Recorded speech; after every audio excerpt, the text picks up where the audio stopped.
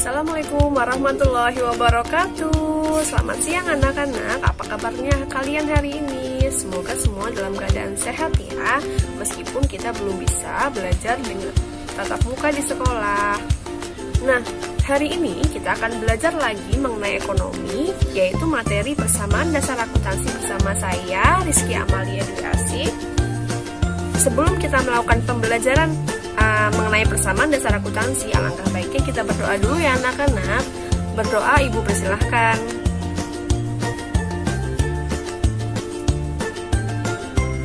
Berdoa selesai. Semoga apa yang akan kita pelajari nanti dimudahkan oleh Allah untuk kita serap bersama-sama ya anak-anak. Nah anak-anak, sebelum kita masuk ke pembelajaran hari ini, Ibu akan tes kalian dulu nih. Kira-kira pembelajaran minggu lalu yang telah kita lakukan mengenai sistem informasi akuntansi, kalian masih ingat nggak ya apa itu sistem informasi akuntansi? Ayo tunjukin tangan. Nah, betul sekali anak-anak, bahwa sistem informasi akuntansi adalah kegiatan mengidentifikasi, mengukur, melaporkan informasi ekonomi yang memungkinkan untuk membantu proses pengambilan keputusan bagi para penggunanya. Sedangkan sistem informasi akuntansi itu berguna bagi para pemakai informasi. Siapa sajakah pemakai informasi akuntansi itu? Yang pertama yaitu pihak internal. Siapa sajakah pihak internal itu? Pihak internal pemakai akuntansi yaitu pimpinan perusahaan, kemudian ada kepala bagian keuangan, kepala bagian akuntansi, dan kepala bagian lainnya yang ada di suatu perusahaan itu. Pemakai yang kedua adalah pihak eksternal. Siapa sajakah pihak eksternal itu? Pihak eksternal yang biasa memakai akuntansi, informasi akuntansi itu yaitu yang pertama investor, yang kedua kreditor, yang ketiga pemerintah. Pihak-pihak itulah yang biasa memakai sistem informasi yang ada dalam suatu perusahaan. Oke anak-anak, kita lanjut ya, kita masuk ke pembelajaran mengenai persamaan dasar akuntansi.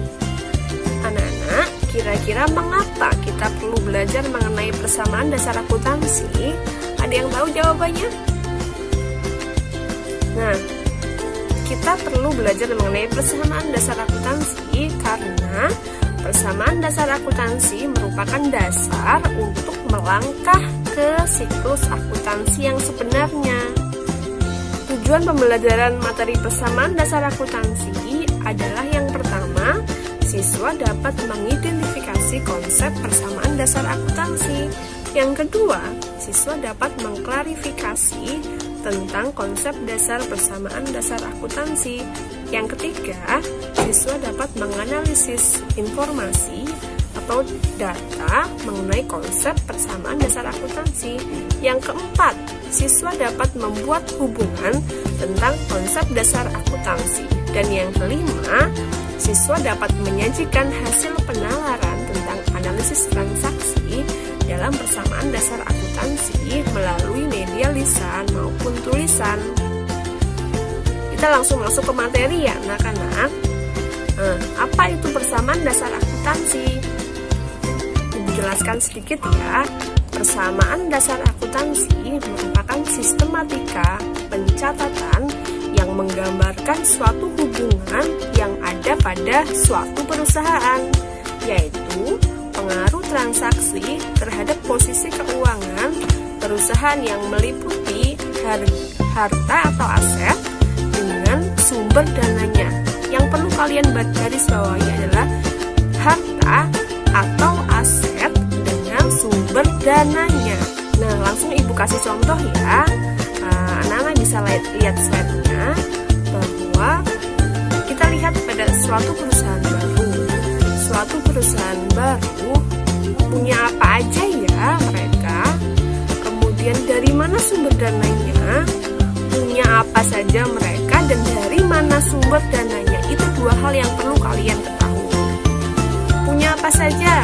Oh, ternyata perusahaan itu punya uang tunai sebesar 150 juta rupiah. Nah, kemudian dari mana sumber dananya? Ternyata sumber dananya itu yang pertama dari pemilik perusahaan sebesar 150 juta rupiah. Yang kedua, ternyata perusahaan itu punya kendaraan. Perusahaan itu punya truk sebesar, atau ketika diuangkan truk itu sebesar 150 juta rupiah. Sumber dananya dari mana? Oh, ternyata setelah kita lihat, ternyata pemilik perusahaan menyetorkan uangnya 50 juta untuk membeli truk itu. Nah, ternyata sisanya ada 100 juta tuh. 100 juta ternyata pemilik perusahaan itu utang ke dealer 100 juta. Yang ketiga, ternyata perusahaan itu punya komputer sebesar 15 juta.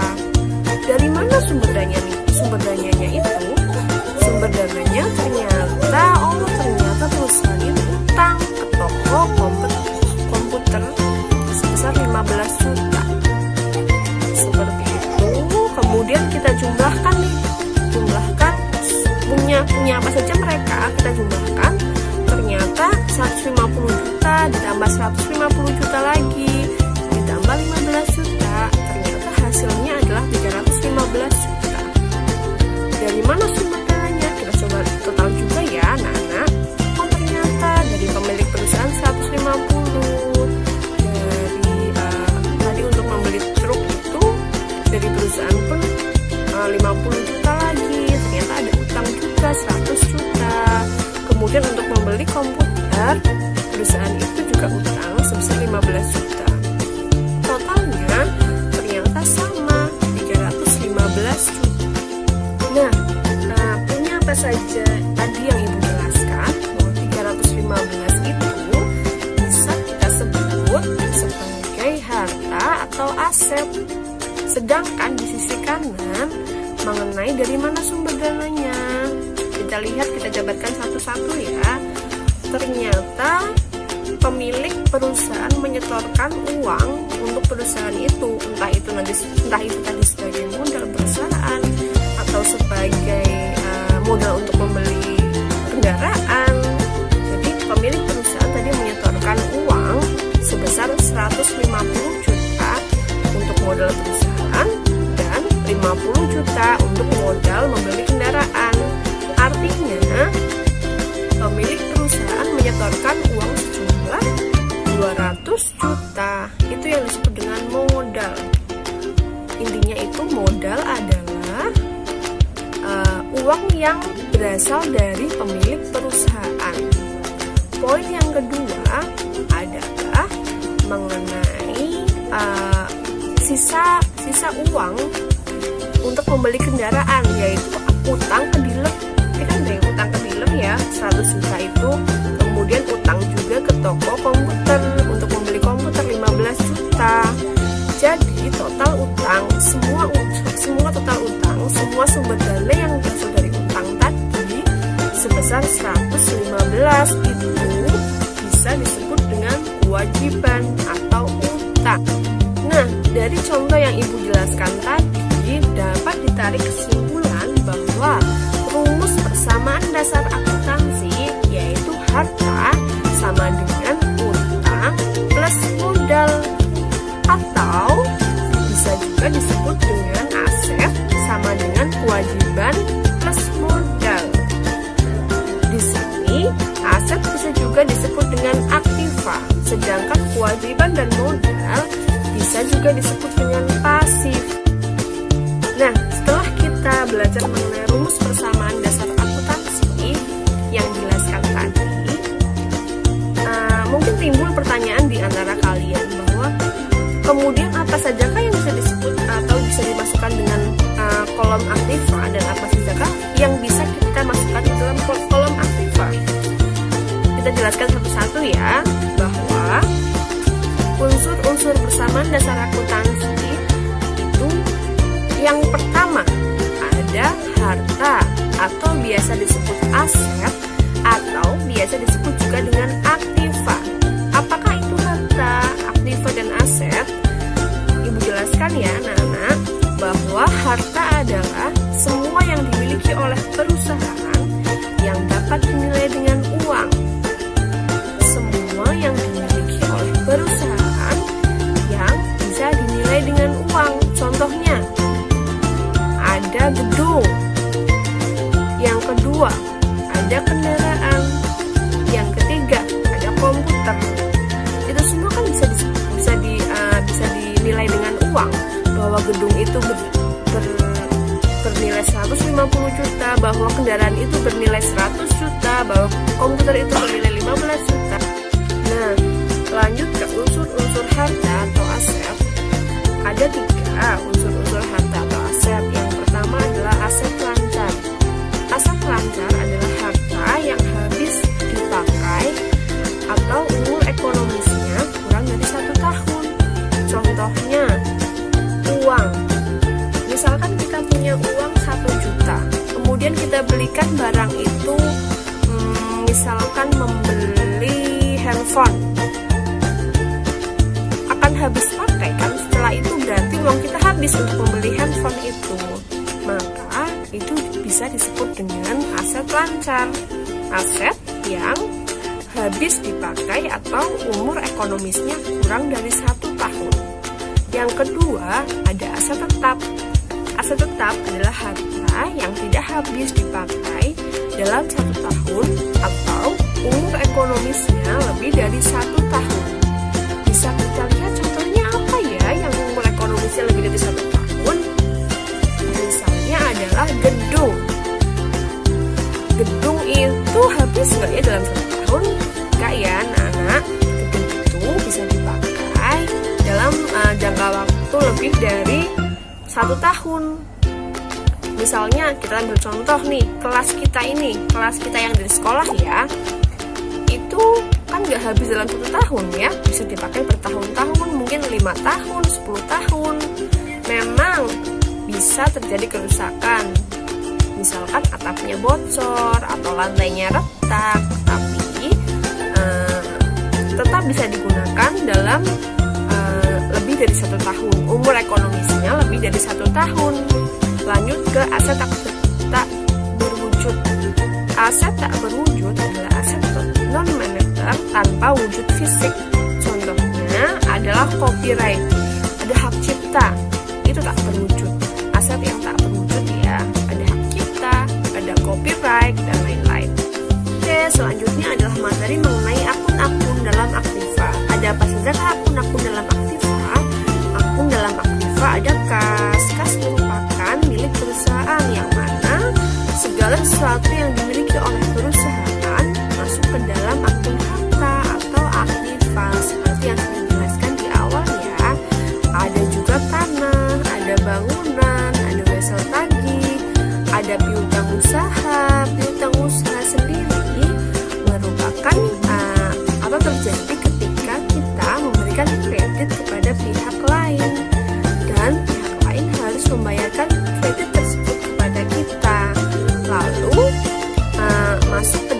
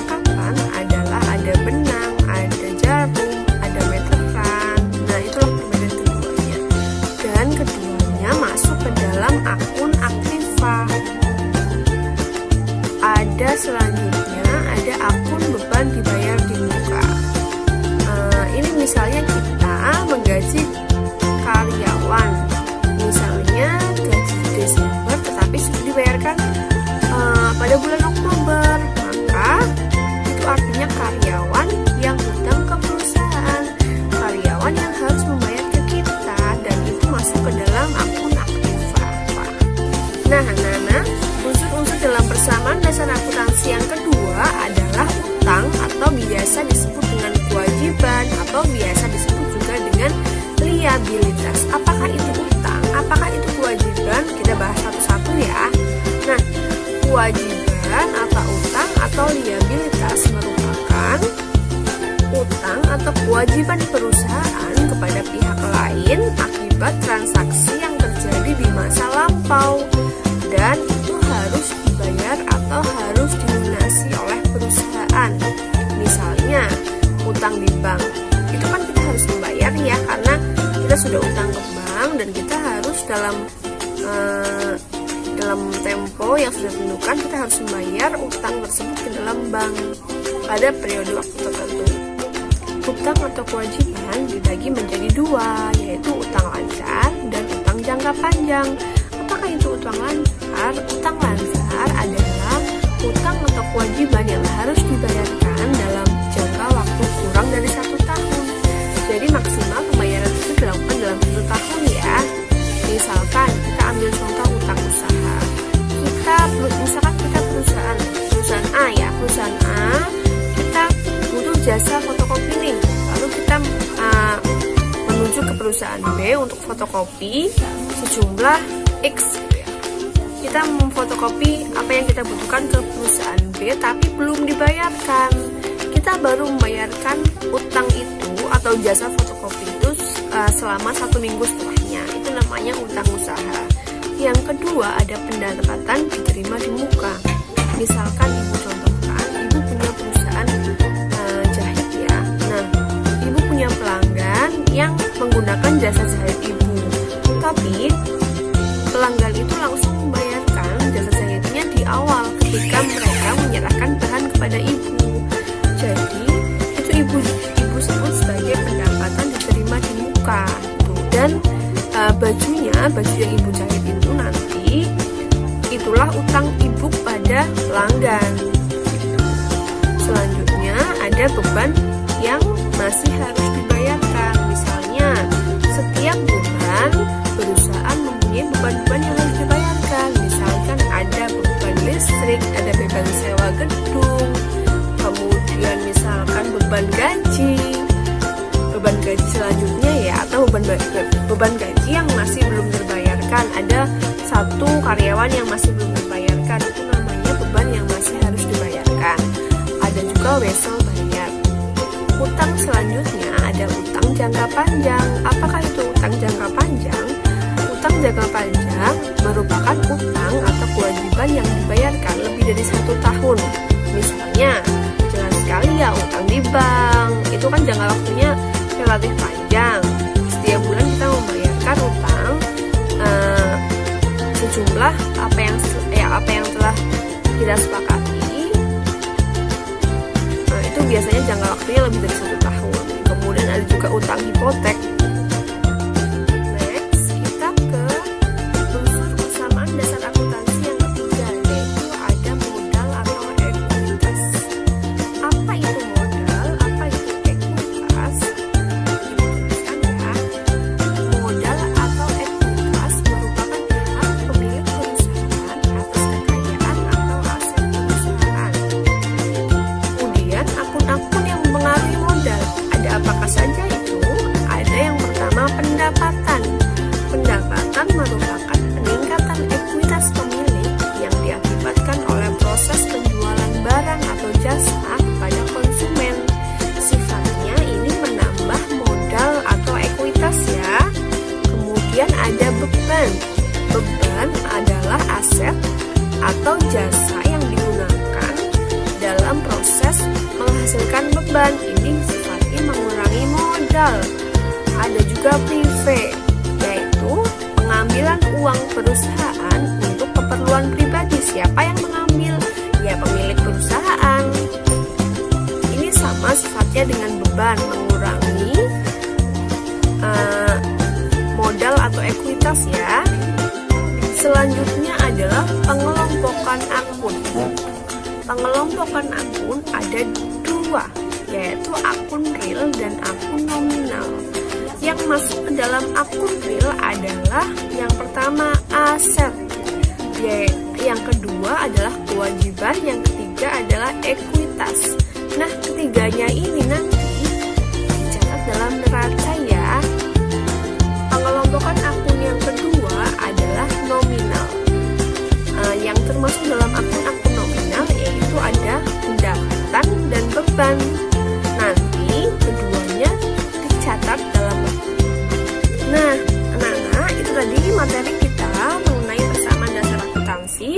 cukupkan sampai di sini dulu.